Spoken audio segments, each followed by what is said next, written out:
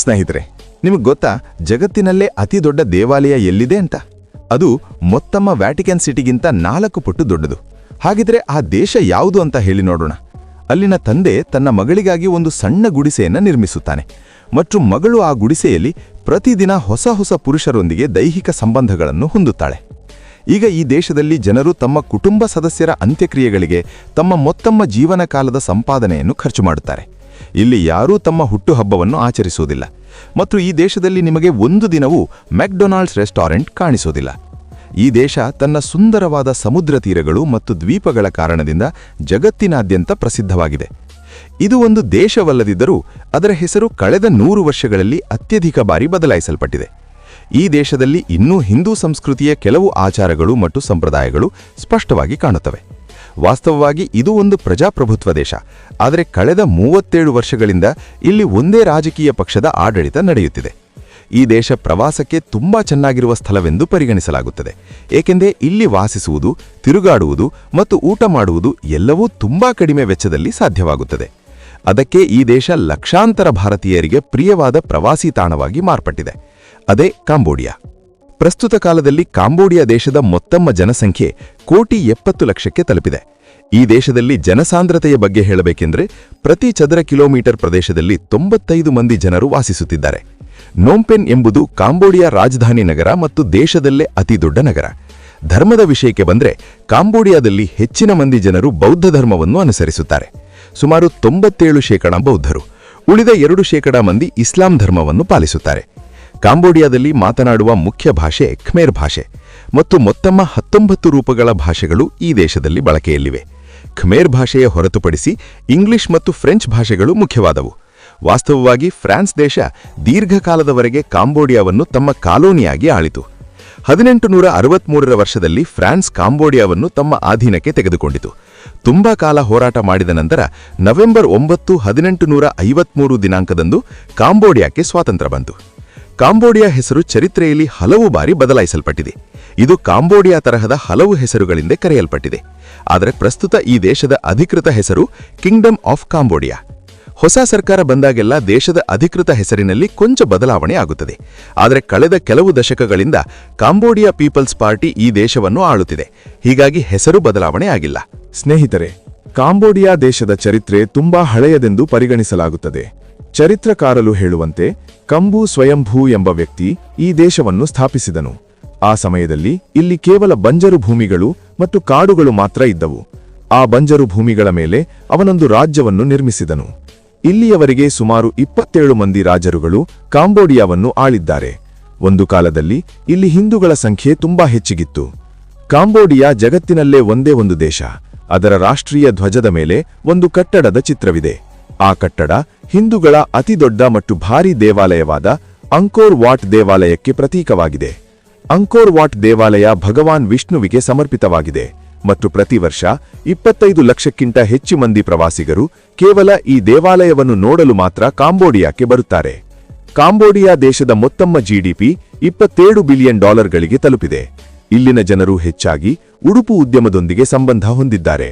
ಉಡುಪು ಉದ್ಯಮ ಈ ದೇಶದ ಆದಾಯಕ್ಕೆ ಅತಿ ಮುಖ್ಯವಾದ ಮೂಲ. ಪ್ರವಾಸೋದ್ಯಮದಿಂದಲೂ ಕಾಂಬೋಡಿಯಾಕ್ಕೆ ಚೆನ್ನಾಗಿ ಆದಾಯ ಬರುತ್ತದೆ. ಅಷ್ಟೇ ಅಲ್ಲದೆ ಮರ ಮತ್ತು ಮೀನು ಉತ್ಪನ್ನಗಳು ಇಲ್ಲಿಂದ ದೊಡ್ಡ ಮೊತ್ತದಲ್ಲಿ ರಫ್ತಾಗುತ್ತವೆ. ಒಬ್ಬ ಸಾಮಾನ್ಯ ವ್ಯಕ್ತಿಯ ಸರಾಸರಿ ಆದಾಯ $1,400 ಸಮಾನವಾಗಿದೆ. ಅದು ತುಂಬಾ ಕಡಿಮೆ ಮೊತ್ತ. ಕಾಂಬೋಡಿಯಾ ಜನರು ತುಂಬಾ ಸರಳವಾಗಿ ಜೀವನ ನಡೆಸುತ್ತಾರೆ. ಹೆಚ್ಚಿನ ಮಂದಿ ಹಳ್ಳಿಗಳಲ್ಲೇ ವಾಸಿಸಿ ಜೀವನ ಸಾಗಿಸುತ್ತಾರೆ. ಈ ಜನರು ಆಧುನಿಕ ಅಥವಾ ಐಷಾರಾಮಿ ಜೀವನ ಶೈಲಿಯನ್ನು ಇಷ್ಟಪಡುವುದಿಲ್ಲ ಮತ್ತು ತಮ್ಮನ್ನು ಪ್ರಕೃತಿಗೆ ತುಂಬಾ ಹತ್ತಿರವೆಂದು ಭಾವಿಸುತ್ತಾರೆ. ಆದರೆ ಕಳೆದ ಕೆಲವು ವರ್ಷಗಳಲ್ಲಿ ಈ ದೇಶದಲ್ಲಿ ಮರಗಳನ್ನು ದೊಡ್ಡ ಪ್ರಮಾಣದಲ್ಲಿ ಕಡಿದು ಹಾಕಿದ್ದಾರೆ. ಕಾಂಬೋಡಿಯಾ ಇನ್ನೂ ಪೂರ್ಣವಾಗಿ ಅಭಿವೃದ್ಧಿ ಹೊಂದಿದ ದೇಶವಲ್ಲ, ಆದರೆ ಇಲ್ಲಿ ಅಕ್ಷರಾಸ್ಯತೆ ದರ 80%ಕ್ಕಿಂತ ಹೆಚ್ಚಿದೆ. ಇಲ್ಲಿ university of Cambodia, university of health sciences, institute of technology of Cambodia ತರಹದ ಪ್ರಸಿದ್ಧ ಶಿಕ್ಷಣ ಸಂಸ್ಥೆಗಳಿವೆ.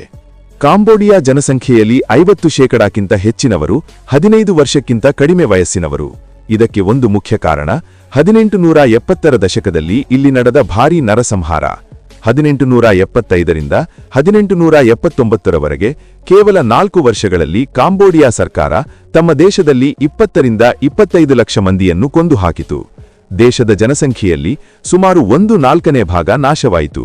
ಮರಣಿಸಿದವರಲ್ಲಿ ದೇವಾಲಯಗಳು ಮತ್ತು ಮಠಗಳಲ್ಲಿ ಹೆಚ್ಚು ಸಮಯ ಕಳೆಯುವವರು, ಜನರ ಮಧ್ಯೆ ಚೆನ್ನಾಗಿ ಪ್ರಭಾವ ಬೀರುವವರು ಅಥವಾ ತುಂಬಾ ಓದಿದ ವಿದ್ಯಾವಂತರೂ ಇದ್ದರು. ಸರ್ಕಾರ ಭವಿಷ್ಯದಲ್ಲಿ ಯಾರೂ ತಮಗೆ ವಿರುದ್ಧವಾಗಿ ಮಾತನಾಡುವ ಧೈರ್ಯ ಮಾಡಬಾರದು ಎಂದು ಬಯಸಿತು. ಅದಕ್ಕೆ ಲಕ್ಷಾಂತರ ಮಂದಿಯನ್ನು ಕೊಂದು ಹಾಕಿತು. ಕಾಂಬೋಡಿಯಾ ತನ್ನನ್ನು ತಾನು ಪ್ರಜಾಪ್ರಭುತ್ವ ದೇಶವೆಂದು ಪರಿಗಣಿಸುತ್ತದೆ, ಆದರೆ ಇಲ್ಲಿ ಪ್ರಜಾಪ್ರಭುತ್ವ ತತ್ವಗಳನ್ನು ತೀವ್ರವಾಗಿ ಉಲ್ಲಂಘಿಸುತ್ತಾರೆ. 1885ರಿಂದ ಹನ್ ಸೆನ್ ಈ ದೇಶದ ಪ್ರಧಾನಮಂತ್ರಿಯಾಗಿದ್ದಾನೆ. ಕೊನೆಯ ಬಾರಿ 2018 ವರ್ಷದಲ್ಲಿ ಚುನಾವಣೆಗಳು ನಡೆದವು ಮತ್ತು ವಿರೋಧ ಪಕ್ಷಗಳು 1 ಸೀಟು ಕೂಡ ಗೆಲ್ಲಲಿಲ್ಲ.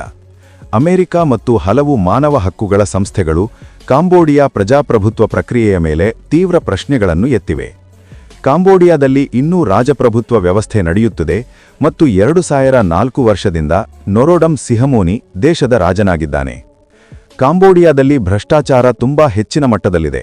ಭ್ರಷ್ಟಾಚಾರ ಸೂಚ್ಯಾಂಕದಲ್ಲಿ 180 ದೇಶಗಳಲ್ಲಿ ಕಾಂಬೋಡಿಯಾ 157ನೇ ಸ್ಥಾನದಲ್ಲಿದೆ.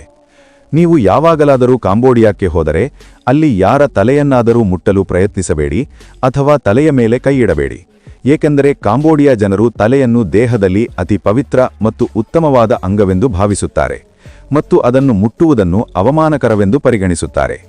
ಸ್ನೇಹಿತರೆ, ಕಾಂಬೋಡಿಯಾದಲ್ಲಿ ಜನರು ತಮ್ಮ ಹುಟ್ಟುಹಬ್ಬವನ್ನು ಆಚರಿಸುವುದಿಲ್ಲ. ಇಲ್ಲಿ ತುಂಬಾ ಮಂದಿಗೆ ತಮ್ಮ ಹುಟ್ಟುಹಬ್ಬ ಯಾವ ದಿನ ಅಂತ ಅಥವಾ ತಮ್ಮ ವಯಸ್ಸು ಎಷ್ಟು ಅಂತ ಕೂಡ ಗೊತ್ತಿರುವುದಿಲ್ಲ. ಆದರೆ ಈಗಿನ ಯುವ ಪೀಳಿಗೆ ತಮ್ಮ ಹುಟ್ಟುಹಬ್ಬವನ್ನು ನೆನಪಿಸಿಕೊಳ್ಳುತ್ತದೆ. ನಿಮಗೆ ಗೊತ್ತಾದರೆ ಆಶ್ಚರ್ಯಪಡುತ್ತೀರಿ, ಕಾಂಬೋಡಿಯಾ ಜನರು ವರ್ಷಕ್ಕೆ 2 ಬಾರಿ ಹೊಸ ವರ್ಷವನ್ನು ಆಚರಿಸುತ್ತಾರೆ. ಹೌದು, ಜನವರಿ 1ನೇ ದಿನಾಂಕದೊಂದಿಗೆ ಏಪ್ರಿಲ್ ತಿಂಗಳ ಮಧ್ಯದಲ್ಲೂ ಹೊಸ ವರ್ಷದ ಹಬ್ಬವನ್ನು ಆಚರಿಸುತ್ತಾರೆ ಮತ್ತು ಇದು ಖಮೇರ್ ಸಾಮ್ರಾಜ್ಯದ ಸ್ಥಾಪನಾ ದಿನೋತ್ಸವದ ಸಂದರ್ಭದಲ್ಲಿ ನಡೆಸುತ್ತಾರೆ. ಕಾಂಬೋಡಿಯಾದಲ್ಲಿ ಸಣ್ಣವರು ದೊಡ್ಡವರನ್ನು ತುಂಬಾ ಗೌರವಿಸುತ್ತಾರೆ ಮತ್ತು ಬಹಳ ಆದರಣೆ ನೀಡುತ್ತಾರೆ. ಇಲ್ಲಿ ಕೆಲವು ಸಮಾಜಗಳಲ್ಲಿ ಮದುವೆಯ ನಂತರ ಹುಡುಗ ತನ್ನ ಹೆಂಡತಿಯ ಪೋಷಕರ ಮನೆಗೆ ಹೋಗಿ ವಾಸಿಸುತ್ತಾನೆ. ಕಾಂಬೋಡಿಯಾದಲ್ಲಿ ವ್ಯಭಿಚಾರ ಕಾನೂನುಬಾಹಿರವಾಗಿದ್ದರೂ ಅನೇಕ ಮಹಿಳೆಯರು ಈ ವೃತ್ತಿಯ ಮೂಲಕ ತಮ್ಮ ಕುಟುಂಬವನ್ನು ಪೋಷಿಸುತ್ತಿದ್ದಾರೆ. ಅಷ್ಟೇ ಅಲ್ಲದೆ ಕಾಂಬೋಡಿಯಾದಲ್ಲಿ ತುಂಬಾ ಕ್ಯಾಸಿನೋಗಳಿವೆ. ಅಲ್ಲಿ ಜೂದ ಪೂರ್ಣವಾಗಿ ಕಾನೂನುಬದ್ಧವಾಗಿದೆ. ಕಾಂಬೋಡಿಯಾದಲ್ಲಿ ಒಂದು ವಿಚಿತ್ರ ಸಂಪ್ರದಾಯವಿದೆ. ಇಲ್ಲಿ ಮಗಳು ಯೌವನಕ್ಕೆ ಕಾಲಿಟ್ಟಾಗ ತಂದೆ ಒಂದು ಸಣ್ಣ ಗುಡಿಸೆಯನ್ನು ನಿರ್ಮಿಸುತ್ತಾನೆ. ಈ ಗುಡಿಸೆಗಳನ್ನು ಕಾಂಬೋಡಿಯಾದಲ್ಲಿ ಲವ್ ಹಟ್ ಎಂದು ಕರೆಯುತ್ತಾರೆ. ಮಕ್ಕಳು ತಮ್ಮ ಇಷ್ಟದ ಜೀವನ ಸಂಗಾತಿ ಅಥವಾ ಯಾವುದಾದರೂ ಅಪರಿಚಿತ ಪುರುಷನೊಂದಿಗೆ ಈ ಗುಡಿಸೆಗಳಲ್ಲಿ ಹೋಗಿ ದೈಹಿಕ ಸಂಬಂಧಗಳನ್ನು ಹೊಂದಬಹುದು. ಕೇಳಲು ವಿಚಿತ್ರವಾಗಿ ಅನಿಸಿದರೂ ಮಹಿಳೆಯರು ಪ್ರತಿದಿನ ಹೊಸ ಪುರುಷರೊಂದಿಗೆ ಸಂಬಂಧಗಳನ್ನು ಹೊಂದುವುದು ಇಲ್ಲಿ ಸಾಮಾನ್ಯವೆಂದು ಪರಿಗಣಿಸಲಾಗುತ್ತದೆ. ಇದರಿಂದ ಮಹಿಳೆಯರಿಗೆ ತಮಗೆ ಇಷ್ಟವಾದ ಜೀವನ ಸಂಗಾತಿಯನ್ನು ಆಯ್ಕೆ ಮಾಡಿಕೊಳ್ಳುವ ಸ್ವಾತಂತ್ರ್ಯ ಸಿಗುತ್ತದೆ. ಆದರೆ ಈ ಸಂಪ್ರದಾಯವನ್ನು ಕಾಂಬೋಡಿಯಾದ ಕ್ರೀಮ್ ಬುಡಕಟ್ಟು ಜನರು ಮಾತ್ರ ಪಾಲಿಸುತ್ತಾರೆ. ಈ ಅನನ್ಯ ಸಂಪ್ರದಾಯದ ಮೇಲೆ ಅನೇಕ ಡಾಕ್ಯುಮೆಂಟರಿ ಚಿತ್ರಗಳನ್ನು ಮಾಡಿದ್ದಾರೆ. ವಿವಿಧ ಪುರುಷರೊಂದಿಗೆ ಸಂಬಂಧಗಳನ್ನು ಹೊಂದುವುದಕ್ಕೆ ಮತ್ತೊಂದು ಕಾರಣ, ಇದರಿಂದ ಮಹಿಳೆಯರು ಹಗಲು ದೇವತೆ ಮತ್ತು ರಾತ್ರಿ ದೇವತೆಯನ್ನು ಸಂತೋಷಪಡಿಸಬೇಕೆಂದು ಬಯಸುತ್ತಾರೆ. ಕಾಂಬೋಡಿಯಾದಿಂದ ತುಂಬಾ ಮಂದಿ ಮಹಿಳೆಯರು ಪ್ರತಿ ವರ್ಷ ಮದುವೆಗಾಗಿ ಚೀನಾಕ್ಕೆ ಕಳುಹಿಸಲ್ಪಡುತ್ತಾರೆ. ಬಡತನದ ಕಾರಣದಿಂದ ಕಾಂಬೋಡಿಯಾ ಮಹಿಳೆಯರು ಚೆನ್ನಾಗಿ ಜೀವನದಿಂದ ದೂರವಾಗುತ್ತಾರೆ. ಅದಕ್ಕೆ ಅವರು ಚೀನಾಕ್ಕೆ ಹೋಗಲು ಒಪ್ಪಿಕೊಳ್ಳುತ್ತಾರೆ. ಕಾಂಬೋಡಿಯಾದಲ್ಲಿ ಮದುವೆ ಕನಿಷ್ಠ ವಯಸ್ಸು ಇತರ ದೇಶಗಳೊಂದಿಗೆ ಹೋಲಿಸಿದರೆ ತುಂಬಾ ಹೆಚ್ಚು. ಪುರುಷರಿಗೆ 25 ವರ್ಷಗಳು, ಮಹಿಳೆಯರಿಗೆ 22 ವರ್ಷಗಳು ಕನಿಷ್ಠ ವಯಸ್ಸು. ಕಾಂಬೋಡಿಯಾ ಆಹಾರದ ಬಗ್ಗೆ ಹೇಳಬೇಕೆಂದರೆ ಇಲ್ಲಿನ ಜನರು ಕೀಟಗಳು ಮತ್ತು ಪ್ರಾಣಿಗಳನ್ನು ತುಂಬಾ ಹೆಚ್ಚಾಗಿ ತಿನ್ನುತ್ತಾರೆ. ಮೀನುಗಳು, ಕಪ್ಪೆಗಳು ಮತ್ತು ಹಾವುಗಳನ್ನು ಅನ್ನದೊಂದಿಗೆ ಬೆರೆಸಿ ತಿನ್ನುತ್ತಾರೆ. ಆದರೆ ನಿಮಗೆ ಮ್ಯಾಕ್ಡೊನಾಲ್ಡ್ಸ್ ತರಹದ ಫಾಸ್ಟ್ ಫುಡ್ ಇಷ್ಟವಾದರೆ ಅದು ಇಲ್ಲಿ ನಿಮಗೆ ಸಿಗುವುದಿಲ್ಲ. ಸ್ನೇಹಿತರೆ, ಕಾಂಬೋಡಿಯಾ ರಾತ್ರಿ ಜೀವನ ತುಂಬಾ ಅದ್ಭುತವಾದದ್ದು. ಇಲ್ಲಿ ತುಂಬಾ ನೈಟ್ ಕ್ಲಬ್ಗಳು, ಬಾರ್ಗಳು ಮತ್ತು ಕೇಫೆಗಳಿವೆ. ಅಲ್ಲಿಗೆ ಹೋಗಿ ನೀವು ಆನಂದಿಸಬಹುದು ಮತ್ತು ಸ್ವಲ್ಪ ಹೆಚ್ಚು ಹಣ ಖರ್ಚು ಮಾಡಿದರೆ ನಿಮ್ಮ ರಾತ್ರಿಗಳನ್ನು ಇನ್ನಷ್ಟು ಆಕರ್ಷಣೀಯವಾಗಿ ಮಾಡಿಕೊಳ್ಳಬಹುದು. ಕಾಂಬೋಡಿಯಾದಲ್ಲಿ ರಸ್ತೆಗಳ ಮೇಲೆ ಟ್ರಾಫಿಕ್ ನಿಯಮಗಳನ್ನು ಪೂರ್ಣವಾಗಿ ಪಾಲಿಸುವುದಿಲ್ಲ. ಅದು ನಿಜಕ್ಕೂ ತುಂಬಾ ವಿಚಿತ್ರವಾಗಿರುತ್ತದೆ. ಇಲ್ಲಿ ಕೇವಲ ಹೆಸರಿಗೆ ಮಾತ್ರ ಟ್ರಾಫಿಕ್ ನಿಯಮಗಳಿವೆ. ಕೆಲವು ಸ್ಥಳಗಳಲ್ಲಿ ಟ್ರಾಫಿಕ್ ಸಿಗ್ನಲ್ಗಳೂ ಇರುತ್ತವೆ, ಆದರೆ ಯಾರೂ ಅವುಗಳನ್ನು ಕಟ್ಟುನಿಟ್ಟಾಗಿ ಪಾಲಿಸುವುದಿಲ್ಲ. ಇಲ್ಲಿ ಪ್ರತಿಯೊಬ್ಬರೂ ತಮಗೆ ಇಷ್ಟ ಬಂದಂತೆ ವಾಹನಗಳನ್ನು ಚಾಲನೆ ಮಾಡುತ್ತಾರೆ. ಹೀಗಾಗಿ ಸ್ನೇಹಿತರೆ, ನೀವು ಕಾಂಬೋಡಿಯಾದಲ್ಲಿದ್ದಾಗ ಸ್ವಯಂ ವಾಹನ ಚಾಲನೆ ಮಾಡದಿರುವುದೇ ಉತ್ತಮ, ಏಕೆಂದರೆ ನೀವು ಪ್ರವಾಸಕ್ಕೆ ಬಂದಿರುವಿರಿ, ಸಾವಿಗಲ್ಲ. ಸ್ನೇಹಿತರೆ, ಅಷ್ಟೇ ಅಲ್ಲದೆ ಕಂಬೋಡಿಯಾದಲ್ಲಿ ಕುಟುಂಬದಲ್ಲಿ ಯಾರಾದರೂ ಮರಣಿಸಿದ್ದರೆ ಅವನ ಅಂತ್ಯಕ್ರಿಯೆಗಳಿಗೆ ತುಂಬಾ ದೊಡ್ಡ ಮೊತ್ತದ ಹಣವನ್ನು ಖರ್ಚು ಮಾಡ್ತಾರೆ. ಅಂತ್ಯಕ್ರಿಯೆಯ ಸಮಾರಂಭದಲ್ಲಿ $9,000ದಿಂದ $10,000 ಖರ್ಚಾಗುತ್ತದೆ. ಆದರೆ ಕಂಬೋಡಿಯಾದಲ್ಲಿ ಹೆಚ್ಚಿನ ಮಂದಿಯ ಮಾಸಿಕ ಆದಾಯ $100ಗಿಂತ ಹೆಚ್ಚಿರುವುದಿಲ್ಲ. ಮೊತ್ತಮ್ಮ ಜೀವನಕಾಲದ ಸಂಪಾದನೆಯನ್ನು ಅಂತ್ಯಕ್ರಿಯೆಗಳ ಮೇಲೆ ಖರ್ಚು ಮಾಡುವ ಈ ಸಂಪ್ರದಾಯ ಶತಮಾನಗಳಿಂದ ನಡೆಯುತ್ತಿದೆ. ಜನರು ಭಾವಿಸ್ತಾರೆ ಇದರಿಂದ ಮರಣಿಸಿದ ವ್ಯಕ್ತಿಯ ಆತ್ಮಕ್ಕೆ ಶಾಂತಿ ಸಿಗುತ್ತದೆ ಅಂತ. ಕಂಬೋಡಿಯಾದಲ್ಲಿ ಸರ್ಕಾರ ಹಲವು ವಿಷಯಗಳ ಮೇಲೆ ನಿಷೇಧ ಹೇರಿದೆ. ಇಲ್ಲಿ ಈ ಸಿಗರೆಟ್ಗಳು ಪೂರ್ಣವಾಗಿ ನಿಷೇಧಿಸಲ್ಪಟ್ಟಿವೆ. ಸ್ನೇಹಿತರೆ, ದೇಶದಲ್ಲಿ ಯಾವ ರೂಪದ ಸೌಂದರ್ಯ ಸ್ಪರ್ಧೆಗಳನ್ನು ನಡೆಸುವುದು ಕೂಡ ಅನುಮತಿಸಲ್ಪಡುವುದಿಲ್ಲ. ಮಹಿಳೆಯರು ತಮ್ಮ ಸ್ತನಪಾನವನ್ನು ಮಾರಾಟ ಮಾಡುವುದು ನಿಷೇಧ. ವರ್ಲ್ಡ್ ಸಮುರಾಯ್ ಕತ್ತಿಗಳನ್ನು ಬಳಸುವುದು ಕೂಡ ಅನುಮತಿಸಲ್ಪಡುವುದಿಲ್ಲ. ಅಕ್ಕಿಯಿಂದ ಮಾಡಿದ ವೈನ್ ಕೂಡ ಇಲ್ಲಿ ನಿಷೇಧಿಸಲ್ಪಟ್ಟಿದೆ. ದೇಶದ ಮಹಿಳೆಯರು ಕೊರಿಯನ್ ಪುರುಷರೊಂದಿಗೆ ಡೇಟಿಂಗ್ ಮಾಡುವುದು ಕೂಡ ಅನುಮತಿಸಲ್ಪಡುವುದಿಲ್ಲ. ಕಂಬೋಡಿಯಾದಲ್ಲಿ ಜಾಯಿಂಟ್ ಜಾರ್ಜ್ ಎಂಬ ಒಂದು ರೂಪದ ಮರವಿದೆ. ಅದು ಮದುವೆಗೆ ಸಂಬಂಧಿಸಿದ ಭವಿಷ್ಯವಾಣಿ ಮಾಡುತ್ತದೆ ಎಂದು ಜನರು ನಂಬುತ್ತಾರೆ. ಇರಾವತಿ ಡಾಲ್ಫಿನ್ ಮತ್ತು ಕ್ಯಾಂಟನ್ ಸಾಫ್ಟ್ ಶೆಲ್ ಟರ್ಟಲ್ ತರಹದ ಅಪರೂಪದ ಜೀವಿಗಳನ್ನು ನೀವಿಲ್ಲಿ ನೋಡಬಹುದು. ಸ್ನೇಹಿತರೆ, ಕಂಬೋಡಿಯಾ ಪ್ರವಾಸಕ್ಕೂ ಒಂದು ಅದ್ಭುತವಾದ ಸ್ಥಳ. ಇಲ್ಲಿಗೆ ಬರುವ ಪ್ರವಾಸಿಗರು ಮೊದಲು ಅಂಕೋರ್ ವಾಟ್ ದೇವಾಲಯವನ್ನು ಸಂದರ್ಶಿಸಲು ಇಷ್ಟಪಡ್ತಾರೆ. ಈ ದೇವಾಲಯದ ನಿರ್ಮಾಣ ಇನ್ನೂ ಸುಮಾರು 900 ವರ್ಷಗಳ ಹಿಂದೆ ನಡೆದಿದೆ. ಕೆಲವು ಜನರು ಇದನ್ನು ಕೇವಲ ಒಂದು ರಾತ್ರಿಯಲ್ಲಿ ನಿರ್ಮಿಸಿದ್ದಾರೆ ಎಂದು ನಂಬುತ್ತಾರೆ. ಈ ದೇವಾಲಯ ತನ್ನ ಅದ್ಭುತವಾದ ಕೆತ್ತನೆಗಳು, ಅಲೌಕಿಕ ಸೌಂದರ್ಯ ಮತ್ತು ಕಲಾಕೌಶಲದ ಉತ್ತಮ ಉದಾಹರಣೆಯಾಗಿ ಪ್ರಸಿದ್ಧವಾಗಿದೆ. ಶತಮಾನಗಳಿಂದ ಬಿಸಿಲು, ಮಳೆ ಮತ್ತು ವಾತಾವರಣ ಬದಲಾವಣೆಗಳನ್ನು ತಡೆದುಕೊಂಡರೂ ಈ ದೇವಾಲಯ ಇನ್ನೂ ದೃಢವಾಗಿ ನಿಂತಿದೆ. ನಾವು ಇದಕ್ಕೂ ಮುಂಚೆ ಹೇಳಿದ್ದೇವೆ, ಈ ದೇವಾಲಯ ಭಗವಾನ್ ವಿಷ್ಣುವಿಗೆ ಸಮರ್ಪಿತವಾಗಿದೆ. ಅಷ್ಟೇ ಅಲ್ಲದೆ ಬ್ರಹ್ಮದೇವ ಮತ್ತು ಭಗವಾನ್ ಶಿವನ ದೇವಾಲಯಗಳು ಮತ್ತು ವಿಗ್ರಹಗಳೂ ಇಲ್ಲಿವೆ. ಪ್ರಸ್ತುತ ಅನೇಕ ಬೌದ್ಧ ವಿಗ್ರಹಗಳು ಈ ದೇವಾಲಯದಲ್ಲಿ ಕಾಣುತ್ತವೆ. ಈ ಭವ್ಯ ದೇವಾಲಯ ಅಲೌಕಿಕ ಶಕ್ತಿಗಳ ಸಹಾಯದಿಂದ ನಿರ್ಮಿಸಲ್ಪಟ್ಟಿದೆ ಎಂದು ಕೆಲವರು ಭಾವಿಸ್ತಾರೆ. ಮೊದಲು ಇದು ಹಿಂದೂ ದೇವಾಲಯವಾಗಿತ್ತು, ಆದರೆ ನಂತರ ಬೌದ್ಧ ದೇವಾಲಯವಾಗಿ ಬದಲಾಯಿತು. ಈ ದೇವಾಲಯ 402 ಎಕರೆ ಪ್ರದೇಶದಲ್ಲಿ ವ್ಯಾಪಿಸಿದೆ. ದೇವಾಲಯದ ಸುತ್ತಲೂ 700 ಅಡಿ ಆಳವಾದ ಕಂದಕವಿದೆ. ಅದರಲ್ಲಿ ಯಾವಾಗಲೂ ನೀರು ತುಂಬಿರುತ್ತದೆ.